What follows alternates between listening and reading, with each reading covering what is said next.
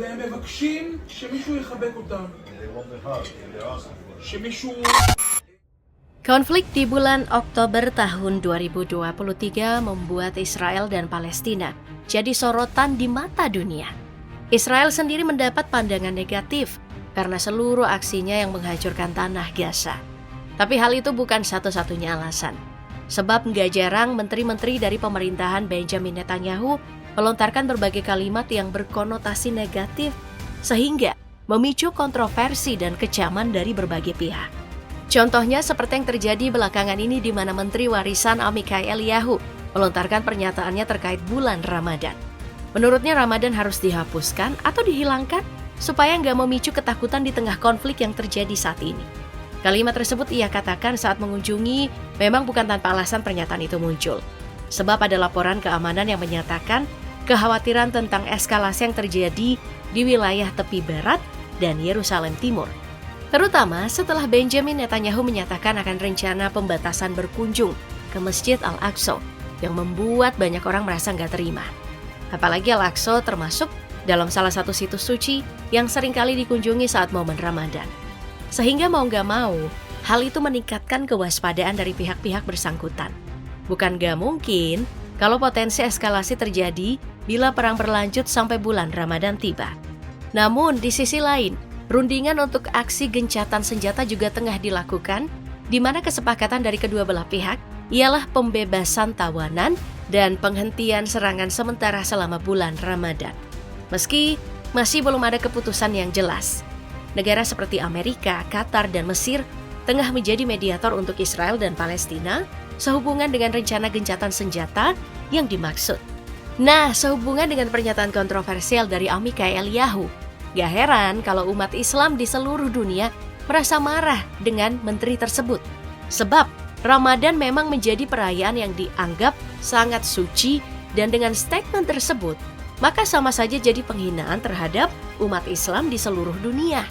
Terlepas dari pernyataannya tentang bulan Ramadan, sebenarnya ini bukan pertama kalinya Amichai Eliyahu mengeluarkan komentar yang memicu kontroversi. Masih banyak statement Eliyahu lainnya yang membuat pihak-pihak tertentu merasa dirugikan. Salah satunya tentang komentar Eliyahu saat ditanya tentang opsi mengakhiri konflik melawan Hamas. Dalam komentarnya tersebut, Eliyahu menyatakan bom nuklir sebagai salah satu pilihan untuk mengakhiri konflik saat ini. Sudah pasti itu pernyataan yang diberikan saat wawancara di radio Kol Brahma itu menyulut kemarahan dan emosi dari masyarakat di luar sana. Pasalnya, komentar demikian sangat gak mencerminkan kemanusiaan dan menunjukkan seberapa bencinya Eliyahu terhadap warga Palestina. Lebih dari itu, Eliyahu juga sangat mendukung pemindahan warga Gaza dan menyebut bahwa mereka dapat pindah ke wilayah lain seperti Irlandia atau gurun pasir, serta sebaiknya warga Gaza harus bisa menyelesaikan masalah mereka secara mandiri.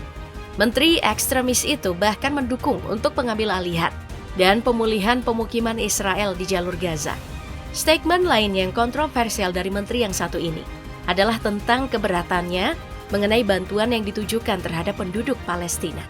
Dari sekian komentatornya yang menuai kontroversi dan kemarahan, pernyataan mengenai bom nuklir membuat Eliyahu mendapatkan hukuman dari pemerintah Israel. Apalagi kantor pemerintahan Benjamin Netanyahu juga membantah hal tersebut dan menyatakan apa yang disampaikan oleh Eliyahu sama sekali nggak sesuai dengan realita yang ada. Setidaknya itu yang dikatakan oleh Benjamin Netanyahu dalam unggahannya di akun X. Kantor Benjamin Netanyahu bahkan menekankan kalau Israel dan IDF telah beroperasi sesuai dengan standar tertinggi dan hukum internasional supaya nggak menimbulkan kerugian terhadap orang yang tidak bersalah. Bukan cuma pemerintahan Netanyahu yang mengecam adanya ujaran bom nuklir yang dikatakan oleh Amichai Eliyahu, tapi bahkan pihak Amerika Serikat juga memberikan tanggapan sebagai sekutu dekat dengan Israel. Amerika Serikat melalui wakil juru bicara Departemen Luar Negerinya, yakni Vedant Patel, mengungkapkan bahwa sebaiknya semua pihak yang ada dalam konflik ini harus bisa menahan diri mereka dari retorika kebencian. Selain itu, melansir dari Times of Israel, Arab Saudi dan Yordania juga turut memberikan pendapat mereka. Riyadh mengatakan bahwa komentar tersebut nyatanya menunjukkan seberapa jauh ekstremisme dan kebrutalan telah merasuk dalam pemerintahan Israel. Sementara Yordania sendiri memberikan tanggapan kalau komentar dari Eliyahu sama dengan menyerukan aksi genosida serta kejahatan rasial yang ditunjukkan terhadap masyarakat Palestina. Walaupun sebenarnya kurang memuaskan, tapi Eliyahu pada akhirnya mendapat skorsing atas komentar tersebut. Apalagi ia juga ditangguhkan dalam setiap pertemuan di pemerintahan Israel selama jangka waktu yang gak ditentukan. Sebenarnya, Amichai Eliyahu sempat menyanggah bahwa komentarnya tentang bom nuklir Gaza merupakan suatu metafora yang seharusnya gak ditelan mentah-mentah. Tapi tentu saja itu sudah terlambat dan gak menyurutkan kemarahan publik sama sekali. Hal menarik dari kontroversi bom nuklir Amichai Eliyahu adalah fakta bahwa sebenarnya dia bukanlah bagian dari kabinet keamanan yang menangani masalah di medan perang. Sehingga walaupun Eliyahu mengungkapkan pernyataan apapun di hadapan publik, hal itu nggak akan mempengaruhi operasi militer yang terjadi selama konflik Israel-Palestina masih berlangsung. Bahkan sebagai Menteri Pertahanan, Yoav Gallant menyatakan kelegaannya bahwa seorang dengan pemikiran seperti Eliyahu tidak menjadi bagian dari keamanan Israel, yang mana itu sangat berbahaya. Tapi selain Yoav Gallant, pemimpin oposisi seperti Yair Lapid juga mengecam komentar Eliyahu dan menggambarkannya sebagai sesuatu yang mengerikan serta tidak bertanggung jawab sama sekali. Apa yang dikatakan Amichai Eliyahu menurutnya sangat mencoreng nama Israel dan membuat sejumlah masyarakatnya mengalami kerugian sebab statement yang gak berperih kemanusiaan tersebut. Sehingga ia sangat menyarankan supaya menteri tersebut sebaiknya dipecat saja, walaupun hal itu gak akan pernah terjadi. Tapi selain itu, saking gak sukanya Amichai Eliyahu dengan konflik saat ini, ia bahkan menentang adanya solusi dua negara. Solusi dua negara ini jadi salah satu opsi agar perang gak berlanjut terus-menerus, di mana kedua negara kemudian akan hidup secara berdampingan. Sudah pasti, hal itu ditentang oleh Eliyahu dan mengatakan bahwa pilihan tersebut merupakan hayalan semata. Ia juga menyebut kalau solusi tersebut dapat mengakibatkan bencana yang sangat besar saat diwawancara Times of Israel di kantornya. Amichai Eliyahu memang seorang ekstremis dari sayap kanan Israel. Sangat gak heran kalau setiap pernyataannya selalu menimbulkan kontroversi. Ia meraih jabatannya sebagai Menteri Warisan tepat di tahun 2022, yang artinya masih belum lama.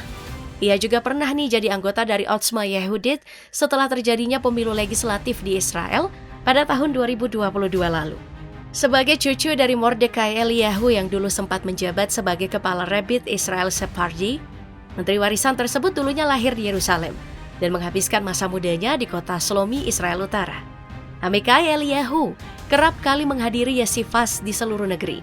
Dan pada saat masa dinas militer, ia juga pernah menjadi bagian dalam unit elit brigade pasukan terjun payung dari Israel. Amichai Eliyahu juga nggak langsung jadi bagian dari Otzma Yehudit. Sebab sebelumnya, ia menempatkan diri sebagai pendukung dari Partai Persatuan Nasional yang ada di negaranya. Setelah menjabat sebagai Menteri Warisan, Eliyahu memilih untuk fokus dan akhirnya mengundurkan diri serta nggak lagi jadi bagian dari Knesset. Saat ini diketahui bahwa Eliyahu tinggal bersama keluarganya pada pemukiman Israel yang berada di tepi barat. Sebagai seorang ekstremis, kerap kali Eliyahu melontarkan kalimat-kalimat yang memicu kemarahan banyak orang. Dan gak jarang juga mengkritik berbagai pihak seperti polisi bahkan IDF.